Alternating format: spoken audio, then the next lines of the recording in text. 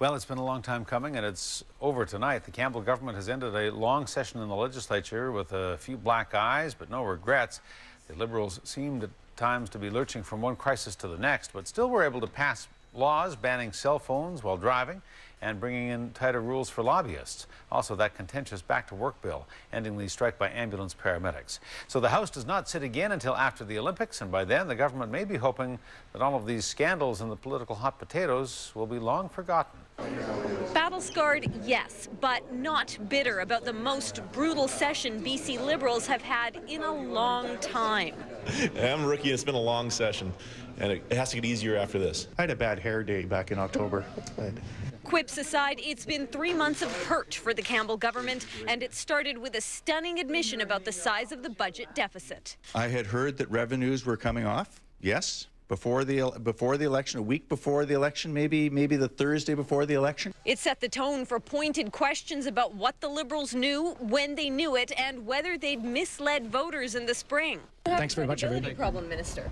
Does this government have a credibility problem? What do we do to fight this HST? From there, it was on to backlash over the harmonized sales tax. The government saying it's needed to bring BC out of an economic slump.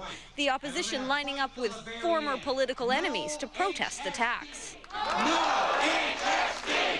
If the BC government was looking to turn things around by promoting the Olympics, a furor over 2010 Games tickets reserved for politicians and business leaders didn't help. We want to take advantage of those opportunities and be able to host folks at the Games. And there were more distractions. Millions cut from budgets brought protests, everything from funding for the arts to autism programs to exotic bird sanctuaries. But the biggest cuts were in health.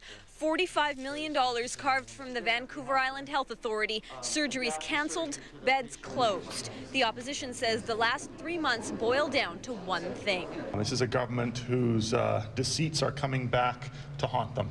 And no, I've been very pleased with the way the session's gone. Keep in mind, with so much cannon fodder to choose from, some say it's not as though the bar was set particularly high for the NDP. And opposition leader Carol James stumbled, too. In October, James proposed more taxes on big business. The idea quickly faded. And the question people continue to ask is when is Carol James and the NDP going to offer something new, offer something different? Well, in fact, he's obviously not listening, and that's a hallmark of this government. Premier Gordon Campbell says he has no regrets and doesn't care about the criticism. Well, I'm just like you, I mean, no one likes to have it be called names, but my mom told me a long time ago that sticks and stones would break my bones, but names would never hurt me. Now both sides retreat to lick their wounds. The government prepares for an Olympic party and another budget. They're back in 2010. In Victoria, Shachi Curl, A News.